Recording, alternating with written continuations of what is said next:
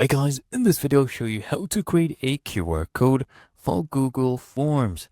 What I first want you to do is come here on Google and just type in free QR code generator. You'll find a bunch of them.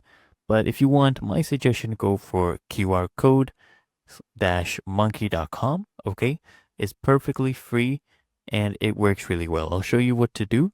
So this is the form I want to create a QR code for. Okay, so don't copy this link. This is the edit link. Right? Come here, click on copy responder link. Okay, then copy this. As you can see, it's been copied to my clipboard. I'll come back here to QR code monkey, paste in my URL. Okay, and then you can set your own colors if you would like. You can easily customize and change these.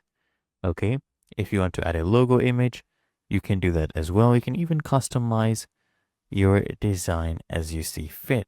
Okay, I'll just keep it like this and make sure your content has been entered, and then come here and just click on create QR code.